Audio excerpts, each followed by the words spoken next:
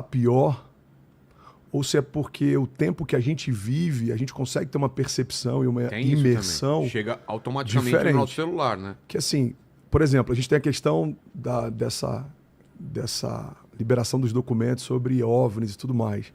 Mas a gente já teve também a questão do homem indo para a Lua, né? Se for fácil, é fácil igual e tem décadas de distância entre uma coisa e outra. A gente tem a pandemia, mas a gente já teve, cara, peste bubônica, a gente já teve peste negra, gripe espanhola. Sodoma e Gomorra não aconteceu semana passada, né? Faz um tempinho que aconteceu Sodoma e Gomorra, o dilúvio. Deu chegar ao ponto de olhar para a criação e ter nojo do que criou e resetar. Então, assim, eu acho, e aí só um parênteses aqui para a gente meditar sobre. Eu acho que a gente talvez esteja mais pragmático, pessimista. Eu falo como um todo, tá? Sim. Se eu posto uma foto com um jogador de futebol, com um cantor, você vê muita gente que ao invés de celebrar, do tipo, cara, espero que esse cara tenha um encontro com Jesus, espero que tenha sido bom a conversa, espero que Jesus... Não. Cara, é julgamento. Atrás de like. Se uma celebridade se batiza, se alguém... Tudo a gente parte do pressuposto de que tem algo errado, de que tem algo... E eu vejo isso em tudo, assim. A política está desacreditada, a gente está desacreditado dos sistemas, a gente está desacreditado, enfim, das referências. Entre as relações. Eu não sei, cara. Eu tenho tentado meditar sobre o quanto isso pode ser uma expressão dos nossos olhos estarem se tornando maus, né? Quando os nossos olhos são bons, a gente vê todas as coisas como sendo boas, mas quando elas são maus, o nosso interior começa a entrar em trevas. E eu acho que esse pessimismo é o reflexo de uma geração cansada. Eu acho que tem a ver com os desafios que a gente está enfrentando emocionais. E aí a gente olha para o futuro com menos esperança. Por isso que é um tema que eu amo falar. A Bíblia fala que a mulher de Provérbios, ela olha para o futuro e ela sorri. E eu acredito que a gente precisa voltar para esse lugar que a gente sorri para o futuro. Então, se você me perguntar, pastor, então tá tudo bem, o Brasil tá bem, o mundo tá bem. Não, irmão. O mundo jaz no maligno. Mas desde que o jardim foi profanado, sempre esteve tudo muito mal. Sim. No sentido... Resumindo, assim, tá tudo mal, agora, para quem tá em Cristo, para quem encontrou esperança, a gente tá dentro de uma bolha, né? Você tá dentro de uma cápsula de proteção, né? Então lá fora tá tudo de fato disfuncional, tá? Mas eu preciso ver com um olhar de esperança, eu preciso olhar com um olhar de bondade, eu preciso construir uma história que fala a respeito disso, né? Esse é o nosso chamado, né? Nós fomos reconciliados e recebemos o chamado e o ministério da reconciliação, ou seja, cara, tá quebrado, vamos consertar, irmão. Você tá cansado, vamos renovar. Você tá triste, vamos levantar, bom ânimo. Tem de bom ânimo. Você tá perdido, cara, vamos apontar o caminho. Porque esse papel de acusação, já mudando um pouco a ênfase do tema, mas a gente depois vai costurando os pontos, como você falou. Tudo esse papel de acusação não é para ser da igreja. Agora eu falo como um cristão, como um evangélico. Que você fala? Cara, da foto que você falou, bota a foto e os caras ficam... Desse ódio, desse hate. De tudo. Você vê, cara, a igreja evangélica se perdeu. Não, irmão, a igreja evangélica, a igreja cristã, a igreja de Cristo, ela é incrível, cara. Ela é santa, ela é pura. Homens se perdem, sempre se perderam. O sistema é mau, sempre foi. Mas a gente tem que aprender a desassociar. Uma coisa não faz com que toda ela deixe de ter valor. Então, se eu errar como pai, não dá pra gente cancelar a paternidade. Sim. Faz sentido? Bater o carro não quer dizer que o automóvel não funciona. Pelo amor de Deus, então vamos destruir todos eles. Não, galera, menos. Acho que a gente precisa buscar esse lugar de equilíbrio. Porque todo excesso revela uma falta. Eu acho que esse excesso que a gente tem tido de crítica, de acidez, isso tem a ver com algumas faltas que precisam ser preenchidas. Não, isso não é um problema. Não, isso não é uma crise. A negação não faz a fé operar o milagre. Ela só faz você se fechar para essa realidade. Isso não vai mudar a tua história. Então, se Davi olha para o gigante e finge que o gigante não está ali, a cabeça cortada teria sido de Davi. Se o povo está diante das muralhas de Jericó e não se move em fé, as muralhas continuariam de pé. Então, o que é fé? É entender a realidade ao teu redor, mas se mover para uma realidade superior. Então, quando Jesus ele propõe a oração do Pai Nosso, a oração do Pai Nosso está fundamentada em trazer o céu sobre a terra. Que venha a nós o teu reino e que seja feita a tua vontade. Então, o que é o céu sobre a terra? É entender que a terra carrega realidades, disfuncionalidade, carrega problemas, carrega crise, carrega as obras da carne. Então, o que é o céu sobre a terra? É uma realidade que se sobrepõe, que subjuga, que cobre. Então, eu acho que é para esse lugar que a gente precisa de equilíbrio. Tem até uma brincadeira, né? O carismático, ele volta de um seminário encharcado da fé, ele pega todos os boletos, coloca na mesa, ele começa a falar: você não é um boleto, você não é um boleto, você não é um boleto. Seria bom, né? Meu irmão, o boleto não vai deixar de ser boleto. O problema não vai deixar de ser problema. Agora, eu posso acessar o caráter de Deus que fala a respeito de um Deus provedor.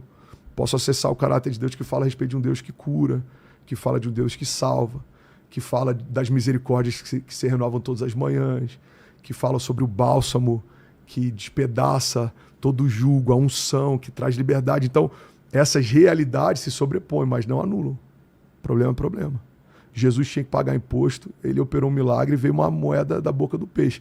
Mas o imposto não foi cancelado. Olha que forte isso aqui, ô Vilela e Daniel. A redenção fala a respeito de algo que era real, estabelecido e não foi cancelado. O que é a redenção? Deus estabeleceu um princípio: o salário do pecado é a morte. O homem pecou, precisa pagar. Ele não muda a lei, ele não cancela o julgamento, ele não dá um jeitinho, ele não coloca ninguém infiltrado no Supremo Tribunal do Céu. Ele fala: é lícito, é justo, precisa ser pago. A única coisa que ele faz é substituir quem vai pagar a pena. Mas a pena foi paga. Então, Deus se entregou no lugar da criação para manter de pé a sua palavra e não quebrar um princípio. Ele não pode ir de encontro ao seu caráter. Então, meu irmão, se até a realidade da redenção fala a respeito ao Deus Todo-Poderoso, Criador de todas as coisas, que estabeleceu os princípios, não negando uma realidade, é real. O homem pecou. É real. O homem feriu um princípio. É real. Ele precisa pagar com a morte. Mas o que Jesus estabelece? Uma realidade superior. Aquele que não cometeu pecado, então se fez pecado. Para que todos aqueles que nele creem tenham acesso à justiça de Deus, tenham acesso à misericórdia de Deus. Então, resumindo muito, e para não me alongar muito mais nesse tema, eu acho que a gente tem dito que a gente precisa voltar para esse lugar. Não era um cenário favorável, mas a igreja caminhava debaixo do favor de Deus. Flávio Josefo, o historiador antigo, ele dizia que cada gota de sangue de um cristão que caía era como uma semente do evangelho. Quanto mais perseguiam a igreja primitiva, mais ela crescia. A gente só não pode esquecer a razão de ser. Somos a esperança de um mundo em trevas. Somos o caminho, a verdade e a vida revelada a partir da proclamação da mensagem que a gente carrega. Somos pessoas que foram encontradas pelo bom samaritano. E a gente só está falando: olha, eu estava no lugar que você estava, existe esperança para você. Então, a gente tem que ser ministro da reconciliação, não ministro da justiça, cara. Daniel, o André falou sobre equilíbrio, né? Como que a gente busca o equilíbrio? Então, eu acho fundamental essa questão do equilíbrio. Só que quando eu olho, assim, estatisticamente as igrejas, eu vou pregando em várias igrejas, vendo o que está sendo pregado online, eu vejo muito mais a galera pregando tá tudo bem do que tá tudo mal. O Apocalipse, por exemplo, é uma coisa que está proibida dentro das igrejas. Ninguém fala mais, ninguém se interessa. Porque muitas vezes o Apocalipse ele vai bater de frente com a ideia de um evangelho do bem-estar, um evangelho da prosperidade, um evangelho que Jesus está ali para me dar um bom carro, um bom emprego e tal. Então isso não encaixa bem com uma promessa de que você vai vir para Jesus, vai dar tudo bem, que é o que eu vejo estatisticamente que está mais Embora não comum. É o que eu propus aqui. Não, lógico. O que eu estou falando é sobre você tá saudável. Não julgar e tal, não ser ácido. Sim, mas o que eu estou dizendo é que esse julgamento em excesso, essa crítica em excesso, esse ceticismo em excesso, pode ser reflexo de um problema maior. Claro. Então, eu não estou dizendo que a gente não tem que questionar. Não é sobre isso. O que eu estou dizendo é que se a gente construir pautado só a partir disso... Eu não vejo o julgamento em excesso, eu vejo a graça em excesso. Né? Sim. Hoje, quando você vai fazer uma pregação mais de da cruz, negue-se a si mesmo, toma a sua própria cruz, Deus vai te prosperar, mas você tem que abandonar seu pecado, você tem que ajudar ao próximo, você que é um empresário tem que pagar seus impostos, você tem que pagar seus fornecedores, você que é um funcionário tem que respeitar seu patrão, você não pode olhar para a mulher do próximo. E quando você prega isso, gera um incômodo nas pessoas, porque elas estão hoje, eu entendo, desacostumadas em serem repreendidas nesse sentido. Eu tô vendo, já que a gente está falando de balanço e equilíbrio, eu vejo muito mais as igrejas indo para uma linha não critique a ovelha, porque aí senão ela vai embora, do que fale a verdade, pregue o evangelho da cruz, quem não negasse a si mesmo, quem não santificar não vai ver a glória de Deus. Então, o que acontece? Eu olhando esse cenário, vendo muito mais tá tudo tranquilo do que toma vergonha na cara e toma a tua cruz, aí eu começo a pregar mais a cruz para tentar equilibrar. Sim. Entendeu? Mas a gente pega Paulo, por exemplo, criticando pessoas que estão tendo problemas imorais dentro da igreja. Sim. Cara, isso aconteceu há muito tempo atrás. Não, o que lógico. eu quero dizer é só que não estou dizendo que está tudo bem, que está tudo certo. Sim. Não estou dizendo que a gente está com a igreja voando. Eu não estou falando sobre isso. Não estou dizendo que está faltando nos púlpitos repreensão, exortação. Eu concordo 100%, Daniel, com tudo que você está falando. Entendi. O que eu estou propondo é só se isso talvez é um problema recente ou se isso é cíclico. Porque a gente vê desafios morais, a gente vê desafios de todas as ordens, desde a igreja primitiva. E se a gente for para a nova aliança, idem. A gente vê profanação do... Não vale qualquer coisa, né? Exato. Eu já vi os dois, então são muito duros nisso. Então, explicar para as pessoas aí, porque a gente tem uma audiência também de não cristãos ou de gente afastada. Ah, entendi. Gente... Porque a terminologia, às vezes, o cara não entende. Né? Exato. E o que é a tal da porta larga, a porta estreita? O que é isso? Vamos falar disso. Deixa eu só pegar um Fica à ponto vontade. sobre o que você falou. E só para deixar claro que eu concordo 100% com o que o Daniel está falando. O que eu tenho como proposta hoje aqui é que isso tem muito a ver com uma jornada pessoal, tá? O que eu posso fazer ou qual a minha participação nesse problema? O que eu posso mudar a partir desse problema? Então, vou dar um exemplo.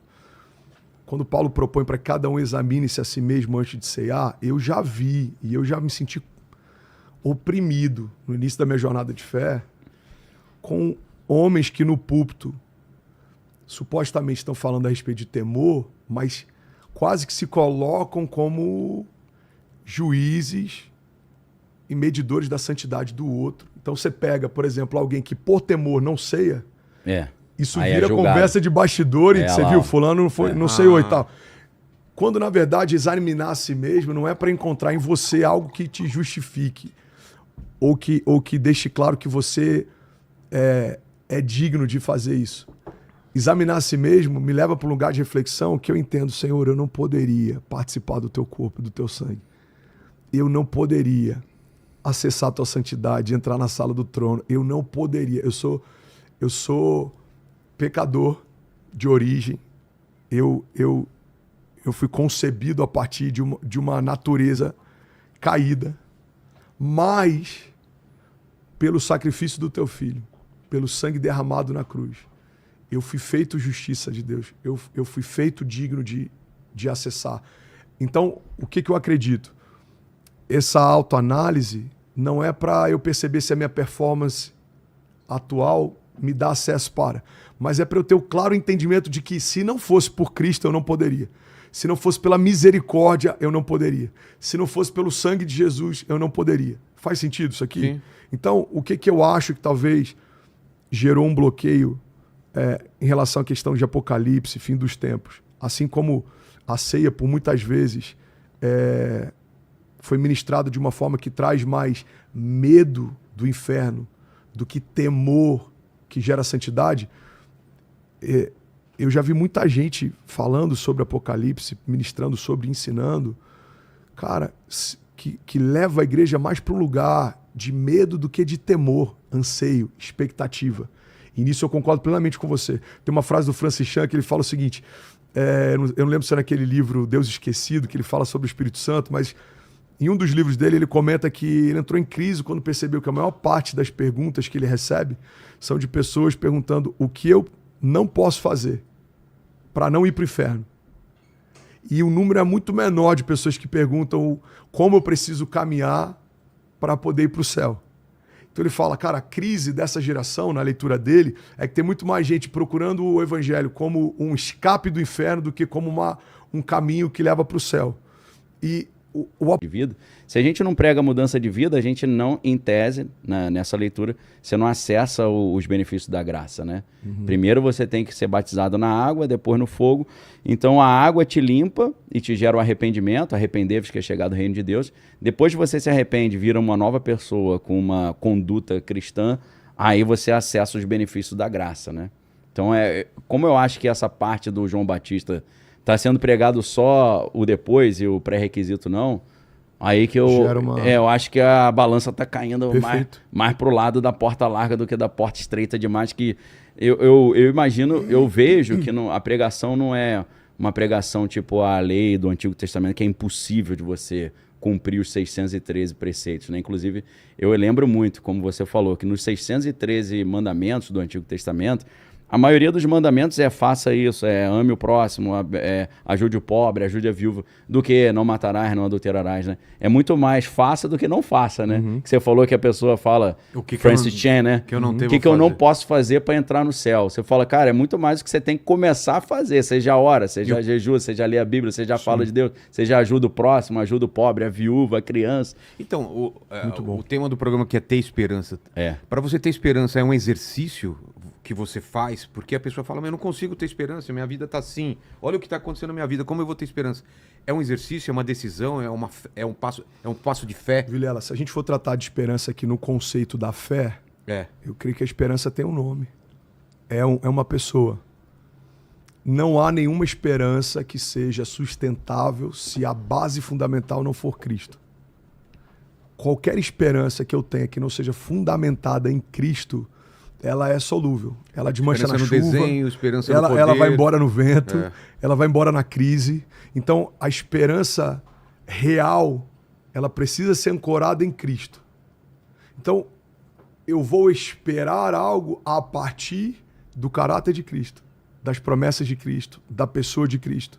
Então, qualquer coisa que eu espere que Deus faça, opere, que o Evangelho gere, que o reino me dê acesso, que não esteja fundamentado em Cristo e na sua palavra, é uma esperança infundada.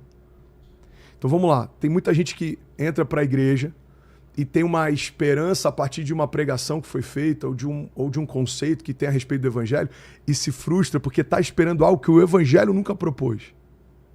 Então, a gente precisa alinhar o que eu creio a partir de Cristo, o que eu sei a partir da palavra, o que eu espero a partir das promessas, porque se não for, a gente vai ter uma vida inconstante. A gente vai estar sempre esperando que Deus faça algo que Ele nunca se propôs a fazer. Então, eu acredito que é muito mais sobre a gente conhecer e confiar no caráter de Cristo do que qualquer outra coisa. As outras coisas vêm depois. Vou falar um pouco mais sobre isso.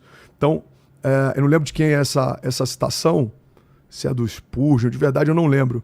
Mas ele fala que a gente tem dois tipos de fé. O primeiro tipo de fé é você crer em Deus. Até Satanás e os demônios creem. O segundo nível de fé é quando, além de crer em Deus, a gente passa a confiar na sua natureza. Você passa a confiar no seu caráter. Então, por que eu creio na bondade de Deus? Porque parte do caráter de Deus fala a respeito de um Deus que é bom. A bondade e a misericórdia do Senhor me seguirão todos os dias da minha vida. Amém. Então, por que eu creio na misericórdia? Porque uma das facetas do caráter é que o corpo de Cristo, se eu quero viver o revestimento do poder do Espírito sobre o corpo de Cristo. Eu preciso fazer parte da família de Deus se eu quero usufruir da filiação e da herança de Deus. A Bíblia fala que Jesus nos tornou herdeiros de Deus e fomos feitos co-herdeiros em Cristo Jesus, ou seja, eu faço parte de uma família. Agora, como é que você vai usufruir de uma herança se você não faz parte da família? Você é um usurpador, você não é um herdeiro. Imagina que alguém chega aqui e fala, ô Vilela, seguinte, tô querendo levar o teu carro ali, irmão, mas a gente é família. Você vai falar, tá maluco? Agora, o teu filho tem acesso em vida de toda a provisão que você está disposto a derramar e em morte de tudo que você construiu vai deixar para ele como continuidade. Então por que ele pode reivindicar o que é dele por direito? Porque ele é filho.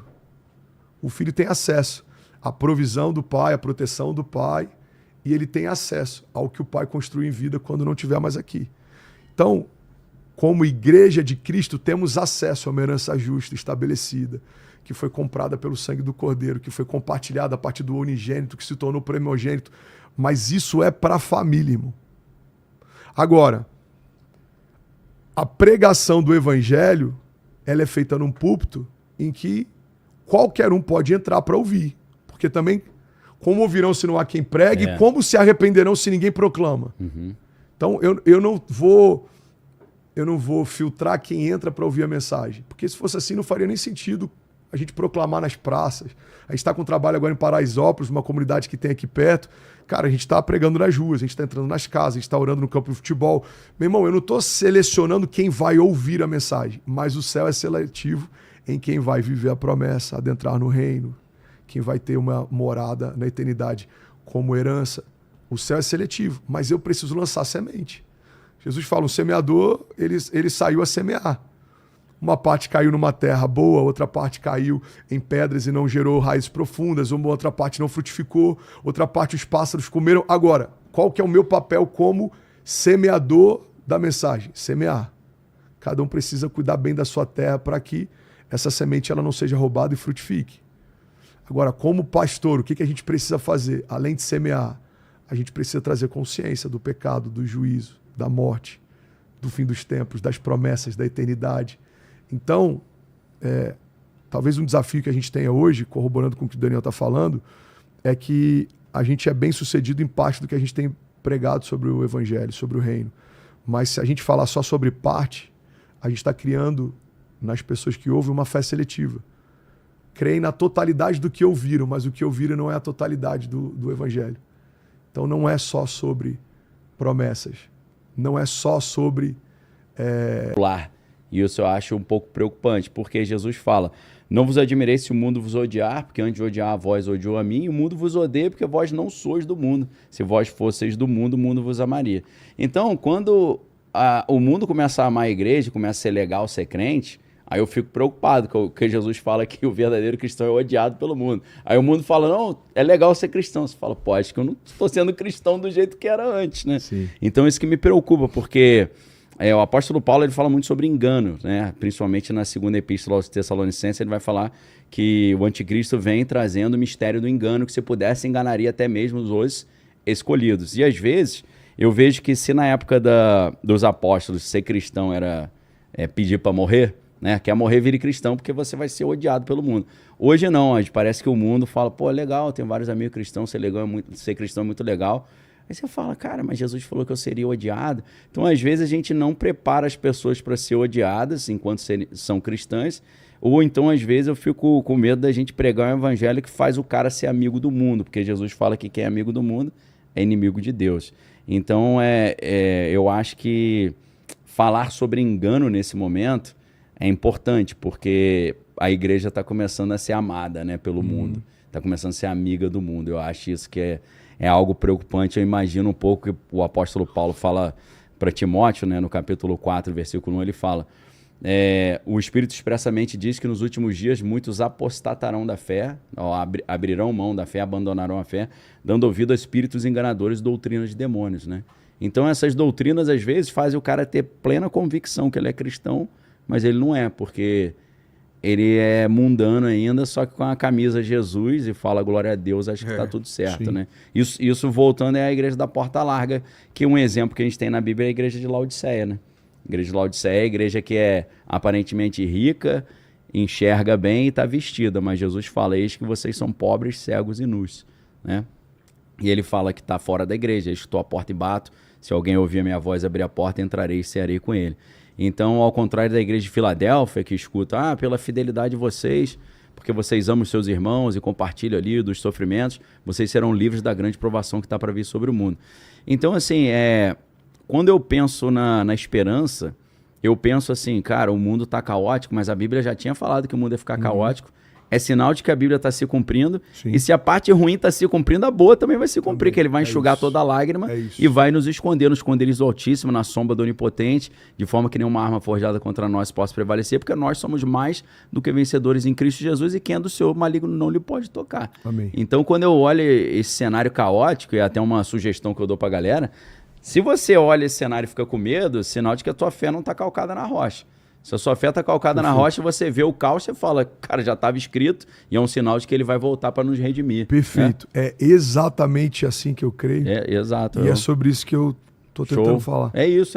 Eu esclareci para ficar Sim, não, perfeito. no mesmo Porque passo, quando né? eu vejo algumas pessoas falando com tanto ceticismo, a minha preocupação é exatamente essa.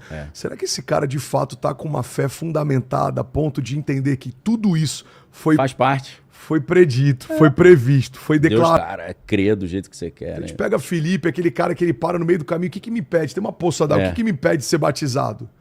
Cara, não teve uma auditoria, não teve um...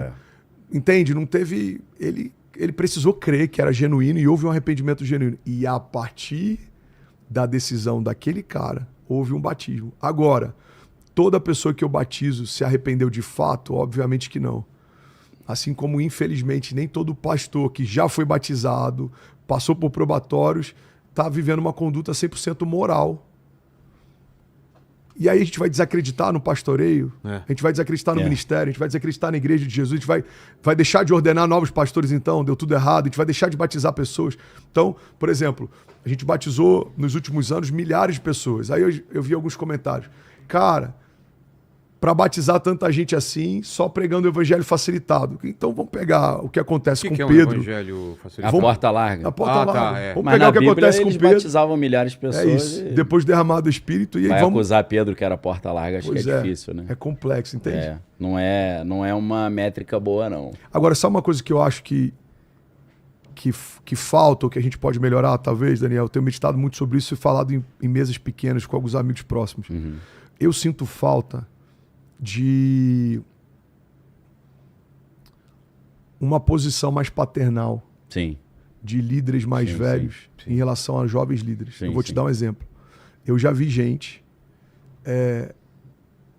se posicionando em púlpitos ou em podcast que nunca mandaram uma mensagem para falar: meu filho, você tem 20 minutos para me ouvir?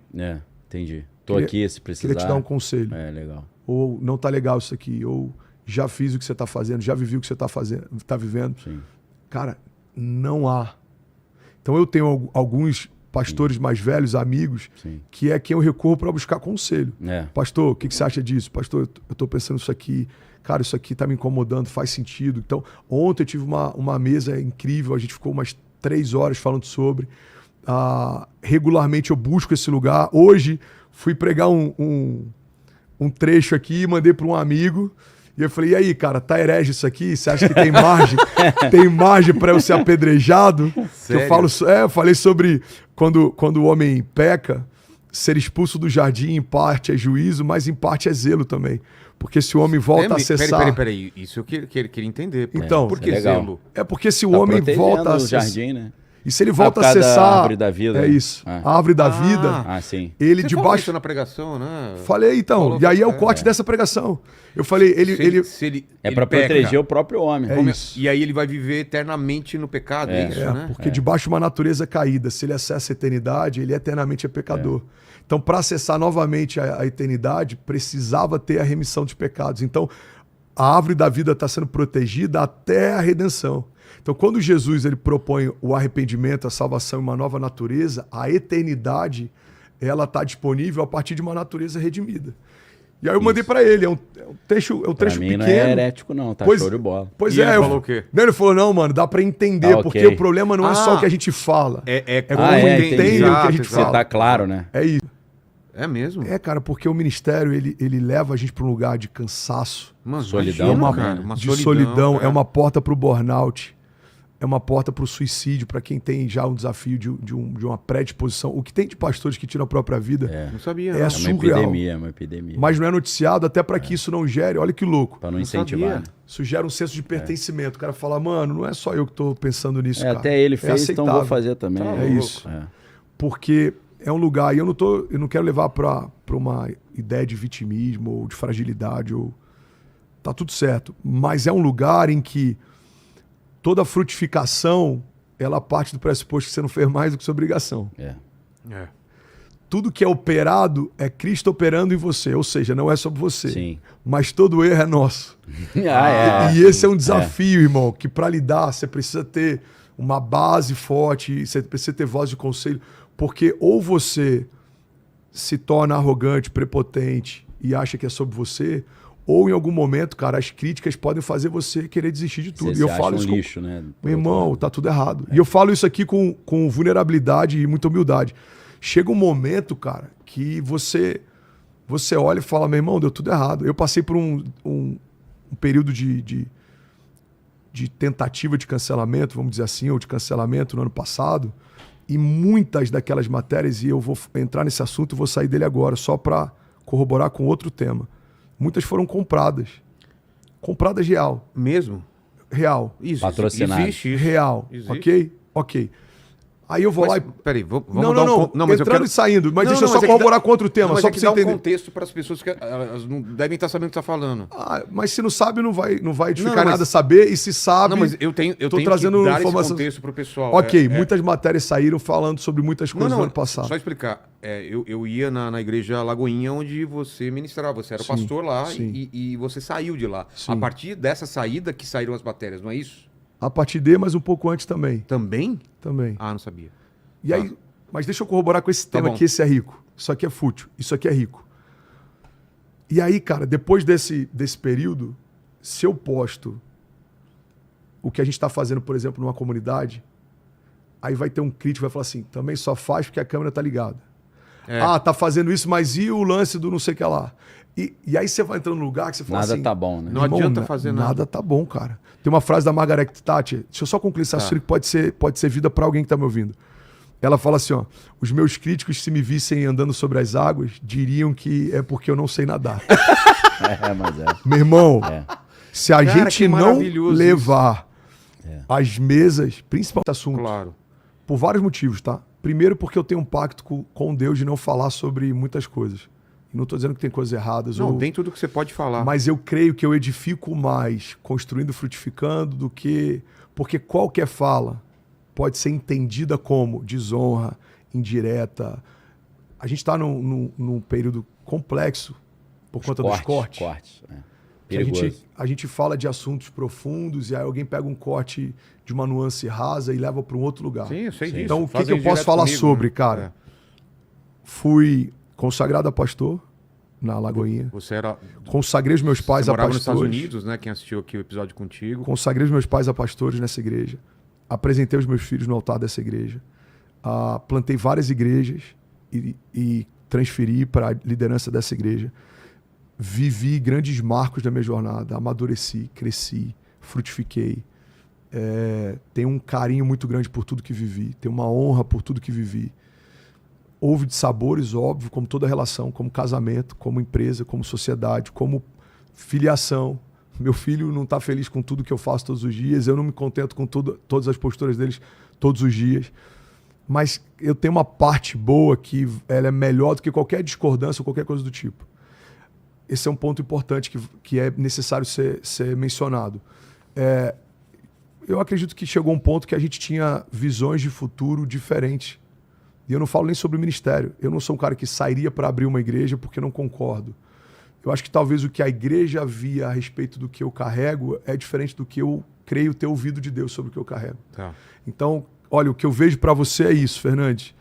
Olha, o que eu creio que Deus tem para mim é isso. Então, os caminhos em algum momento se separam, ou divergem. Agora, qual que é o ponto interessante disso, Vilela? A gente pega, por exemplo, a Assembleia de Deus, ela não nasce em Pentecostes. Como a Bola de Neve também não. Sim. Como a Presbiteriana também não. Como a Metodista também não. Onde é que eu quero chegar? Algumas pessoas olham e vão dizer assim, cara, toda hora é isso. Quando o pastor discorda, vai lá e abre a sua própria igreja. Cara, a multiforme graça fala a respeito da operação dos dons de formas distintas, em pessoas distintas, com linguagens distintas. Eu creio que o reino, ele estabelece a partir dos propósitos de Deus, frentes distintas, homens distintos, construções distintas, todas têm que ter a mesma centralidade em Cristo, partindo do pressuposto de que estão pregando o mesmo evangelho, mas existem nuances que são completamente diferentes. Então, a Bola de Neve tocou pessoas que talvez outras linguagens, igrejas e sistemas e plataformas jamais tocariam. Rina saiu da Renascer. Né? Pois é. Agora, a Bola de Neve é consequência de um trabalho que a Renascer começou, porque a Renascer também tinha isso de atingir jovens, uma galera mais alternativa, jovem, né? Agora, o problema é que, às vezes, o povo olha e acha que a última porta que deveria ter sido fechada é da sua igreja quando abriu, né? Nenhuma igreja nasce mais a partir. E agora para todas que... Sovereign Cortex. Biohack your mind. Unleash peak performance.